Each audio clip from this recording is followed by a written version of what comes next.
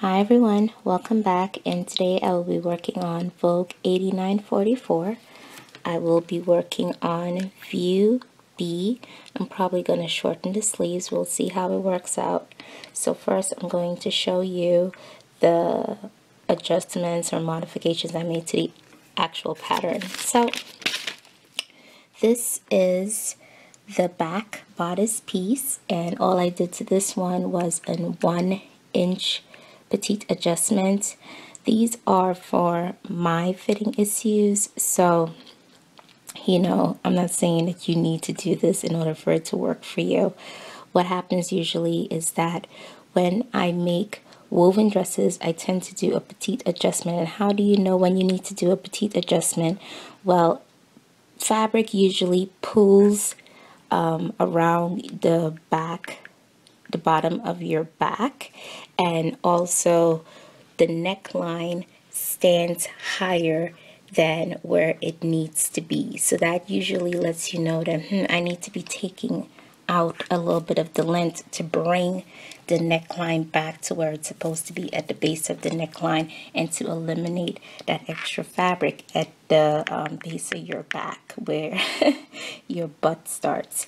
So this pattern actually had where you need to lengthen and shorten, so I took it up that petite adjustment, and then I formed the darts back so that it's in line with the previous ones, and that's how you do that. Now I had to do it to the front also, because what you do to the back you also do to the front. This is the front midriff piece, which is right here, and then when you take up the pattern you have to form back that excess fabric right here to bring it back in line with how the way the pattern looked originally. So that was the first part. So the next pattern adjustment I made was to the skirt. Now previously I did a petite adjustment to the blouse, so I need to add that 1 inch back to the skirt, else the dress will be 1 inch shorter than it needs to be. Right down here it says for petite shorten as necessary. However, this skirt hemline is on a curve, so I would not suggest that you add the inch back to the actual hem. What I did was I folded the skirt in half, made that line, so basically I bisected, then I measured the length of the top part so I could do the same thing to the front pattern, so everything could be equal. When it comes to pattern adjustments, everything has to be symmetrical. That's basically how patterns work. So whatever you do, you got to bring it back on the other end of it. That's basically what I want to say. So that looks like this, and then I had to square it off, which looks like that. And then you see this extra piece here. Well, this has really nothing to do with the adjustment. I cut this pattern a 12 when it was supposed to be a 14, so I actually had to go back and add that extra ease to this pattern piece. The other pattern piece was fine. The last adjustment I made to this pattern was a large upper arm adjustment. When I wrapped this pattern piece around my arm, it was touching from end to end, and even though it is a knit fabric with stretch, I want a little bit of wiggle room regardless. So this is how the adjustment works. You could do it at the edge here if it's just like a 1/4 of an inch or something, but if you want to add even more, like I wanted to add an inch, this is how the way you do it.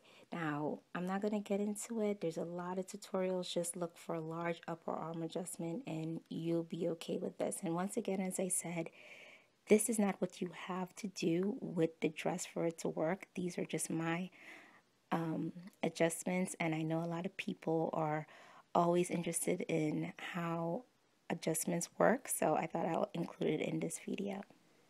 And so this is the fabric that I'm going to be using. It's a textured kind of like a sweater knit, but it's like a double knit, so it's really hard to explain exactly what the fabric is made of. It has this beautiful textured fabric on it, and it is stretch. So first, this is the faux leather, which is just a plastic coating on a knit fabric, so it is stretch to mimic a leather look. And this is going to be used for this area right here in the dress.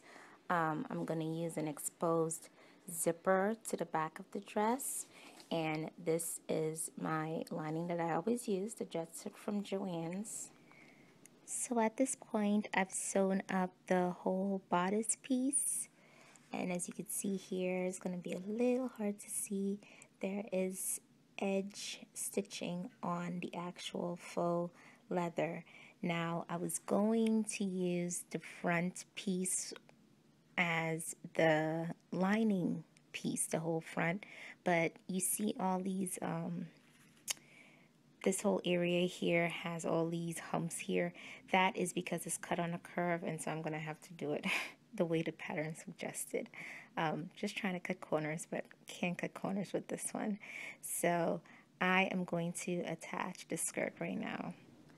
Just pinning on the skirt to the blouse, but I figure I'd talk about this real quick. Now, technically, you're not supposed to use pins when you're working with leather of any type, full or not, because it leaves the profilations of the little pin marks. But what I do, obviously, still using the pins, I put the pin within the seam allowance. So when the stitches run 5/8 of an inch, these little holes or whatever is going to be actually in the seam, so it's not really going to affect the look of the garment. When I'm sewing dresses that have two parts, top and bottom, when it's time to do that stitch that connects both parts together, I usually do the side seams first, and this is how the way I do it. I use a pin to connect the both pieces at the side seam like this, and then I do a stitch right here, not around the whole circumference of the dress, just right here. This stitch, once made, I'm not going to run over this stitch again. And this is the result of that stitch. It is absolutely perfect each and every time. Now after that stitch is made, I position the machine like almost to the end of that stitch, and then start back stitch and then continue going. So I am finished with connecting the bodice to the skirt. It doesn't look half bad. Everything lines up really well. And so what are these pins about? Well, I need to make sure that the seam remains open like this, and because I can't pin the actual leather, I pinned the fabric of the seam that belongs to this part of the garment with these pins down on the actual skirt, so that it's not going to get stitched into the top part when I do that top stitching. And this is how it turned out. So why am I making a big deal out of it is because leather is one of those fabrics that you're only going to get one chance. If I was supposed to take out the stitching, it's going to have holes throughout this whole fabric, and I'm going to have to scrap it. So be careful, go slowly, do anything that you could possibly do to prevent yourself from making any type of mistakes. So now that the main body has been assembled, I went on ahead and do my first fitting. Now, I always do this with my dresses. I check for the shoulders, the side seams, and the back seam. Now, the shoulders and the side seams and the front neckline seem fine, but I had a lot of excess in the back. So where you see this hand stitching here, this is after I pinned it and checked it, repinned it, checked it again, and instead of having the 5/8 of an inch seam allowance. It's moved up to being about an inch here.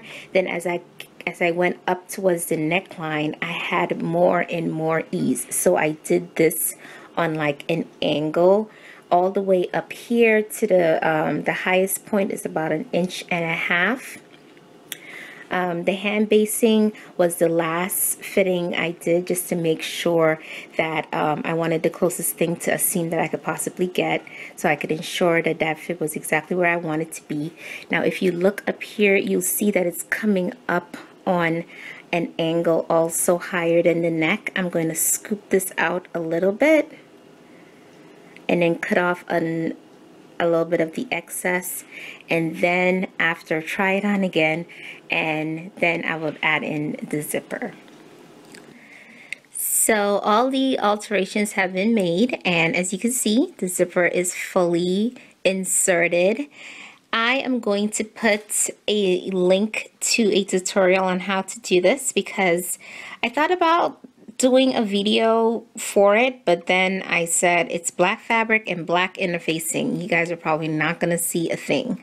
So one tip I will give you about adding zippers to knit dresses is it doesn't matter if you're doing an exposed zipper as I did or not. You want to use interfacing in the seam of where the zipper is going to be sewn in to prevent it or to help it from puckering. So now it's time to do the lining, and as you can see, the body of the lining is already sewn.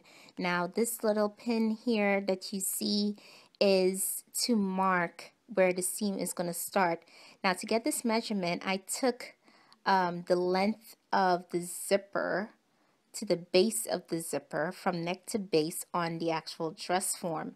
I'm not going to use the original pattern's markings because my zipper is longer than what the pattern states to use. So the next step is to do the seams next to the zipper, so with right sides facing together, right side of the lining facing the right side of the fabric. I pinned right next to the zipper teeth. Now if this fabric wasn't as see-through, I would have actually basted, but I could actually see, you may not be able to, but I could see the gold teeth of the zipper underneath, and then I'm just going to run that stitch. Then once you're done making that stitch, you're going to make the stitch that goes across the length of the neckline.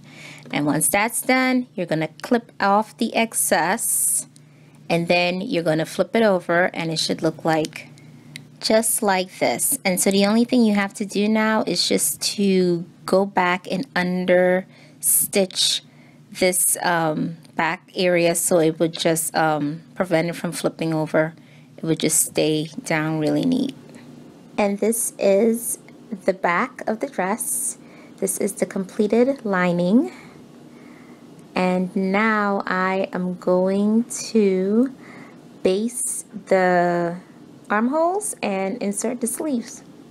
So there is a detail on the actual sleeve. It's this dart right here. Now I made the long sleeve version. It started off as a long sleeve version, and then I ended up cutting it. I took off 6 inches, making it a 3/4 length sleeve because I just thought it was a little too overwhelming. Let me show you guys how the hem looks also.